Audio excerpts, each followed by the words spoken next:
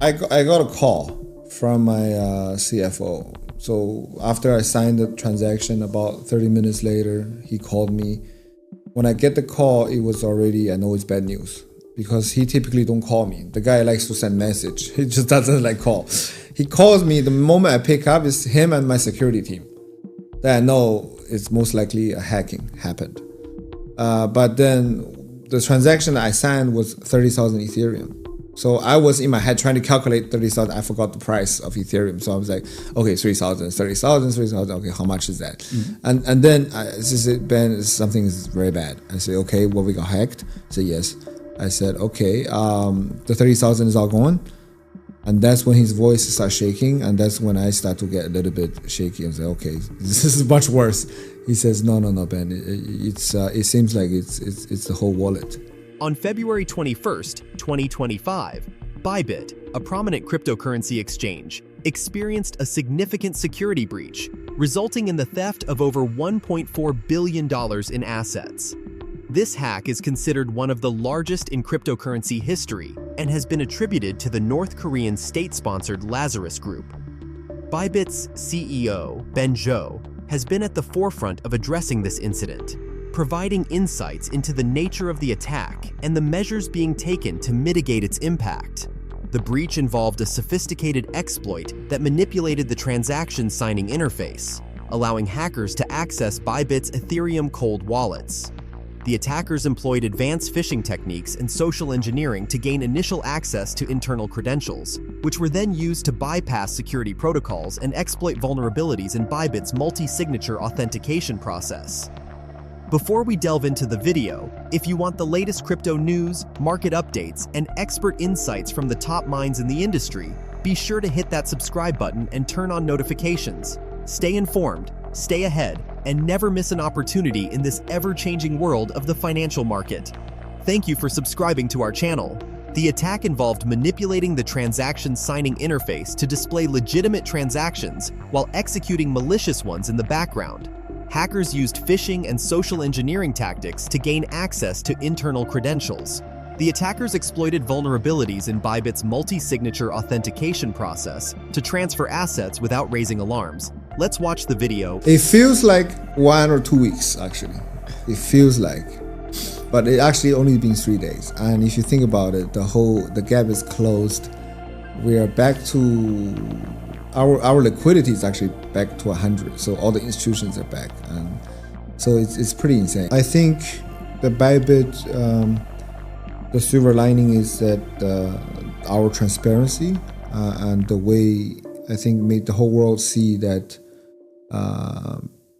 how we handled crisis in such a professional ways, and that actually gave a lot of people confidence. For some reason. I guess it's the phrase that what doesn't kill you makes you stronger, right? So we've already seen clients coming back, VIPs start to come back, institutions. I think, and then we're gonna have a few initiatives, try to chase the money, which is gonna be industry first. We're launching a site tomorrow. The whole team has been up for 2 days since the hack to build a website to really help future victims as well to chase the money. So how do I stay laser focused? I think when you know there's so many things you need to do, you don't think about focus or not focus. You just focus because there's a priority of things that I need to be doing. And actually, if we want to talk about priorities, when it happened, the second day and third day, it's all completely different priorities for me, which is quite interesting. But somehow, when you know it, you'll be focused, and then you actually kind of get the satisfaction from completing whatever you want to focus on. Yeah, I got a call from my CFO. So after I signed the transaction, about 30 minutes later, he called me. When I get the call, it was already, I know it's bad news because he typically don't call me. The guy likes to send message. He just doesn't like call. He calls me the moment I pick up. It's him and my security team. That I know it's most likely a hacking happened. But then the transaction I signed was 30,000 Ethereum. So I was in my head trying to calculate 30,000. I forgot the price of Ethereum. So I was like, okay, 3,000, 30,000, 3,000. Okay, how much is that? And then I said, Ben, something is very bad. I said, okay, well, we got hacked. He said, yes. I said, okay, the 30,000 is all gone. And that's when his voice starts shaking, and that's when I start to get a little bit shaky and say, okay, this is much worse. He says, no, Ben, it seems like it's the whole wallet. And I asked, what do you mean the whole wallet? What do we have in the wallet? Because I don't know. He said about 401,000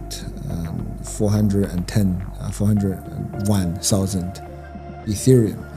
And I was like, okay, how much is that? And he said $1.5 billion. And so that's when the moment I get, I had butterflies in my stomach when I see the people that's calling me. Right after I signed 30 minutes, I get a bad feeling. But that's when I felt, ooh, my God, okay. I was kind of a bit shaky, a bit sweating. And then I know no point to worry about the money and think about the money and the damage and the consequence, but to focus, snap out of it. So about 10 seconds took me to snap out. And the next question I asked was, how did it happen? They said, well, you signed this wallet. My security team is the one answering me now, saying you signed this transaction, which lead to, they believe, a hacking of the whole wallet. And I said, what about our other wallet? Are they secure? My security team confirmed that it's all secured, only this specific wallet. And I asked like 3 times, Marcin, are you guys sure? Because this answer is very critical for me to make the next move, to know how is the problem contained.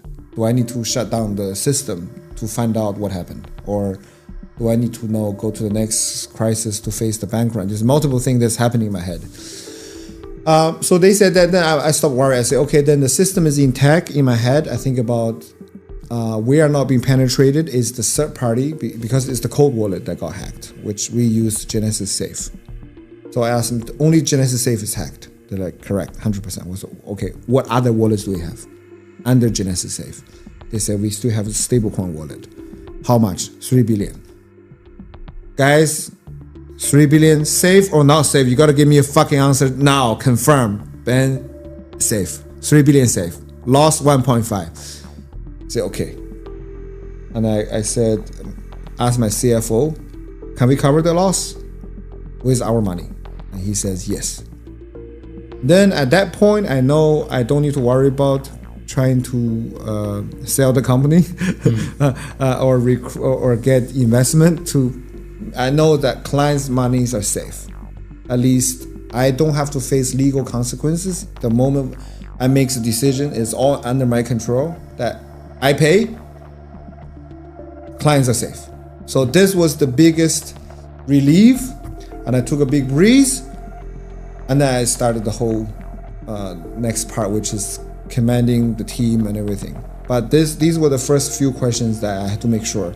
And so I know what I'm going to focus next. I called my my COO, and then she come online. We briefly updated her, and she went into the crisis procedure. We have what we call incident in the company, or P-1. P-1 means very, very critical incidents. We've had critical incidents before, and we have a monthly draw on all the critical incidents that might happen. So can you give an example of a previous critical incident and how big it was compared to this one? Nothing was this big. We've never experienced a hack. Previous, maybe the website was down, or the matching engine is down. Nobody can make a trade in derivatives, let's say, or the withdrawal system is down, is not responding. It will be considered a P-1. P-1 in our term is impacting more than 10,000 clients. Any function down that's impacting more than 10,000 clients, or causing damage more than $1 million in terms of USD. So any of these one we find, it's a P-1 incident, and there is a P-1 button that anyone can call. You click on that button, it immediately wakes up all the management of the company, and it's a actual phone call. and then it's by sequence. If the guy doesn't pick up, automated call follows. So it's a master controlled system. It's all automatic. So you won and everyone gets a call.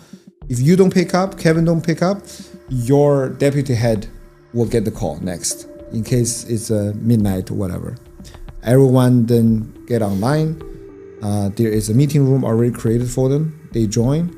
There's someone taking notes, someone doing commanding, someone giving the instruction, and then it's all done. So we have a drill every month for this P-1. After I told her this is definitely P-1, so she proceeded with the P-1 procedures in the company. BYBIT CEO Ben Zhou has been proactive in addressing the hack, ensuring transparency, and reassuring users about the safety of their assets. Here are some key points from his responses. Initially, withdrawals were halted to prevent further losses and ensure the security of remaining assets. BYBIT worked closely with cybersecurity firms and law enforcement agencies to investigate the breach and track the stolen funds. Zhou launched a bounty program to encourage the recovery of stolen assets. Individuals who help freeze illegally moved funds can receive a significant bounty. In conclusion, the BYBIT hack serves as a stark reminder of the ongoing security challenges in the cryptocurrency sector. Ben Zhou's proactive response and commitment to transparency have been crucial in maintaining user trust. For investors, understanding these events provides valuable lessons on the importance of security, diversification, and transparency in the crypto space.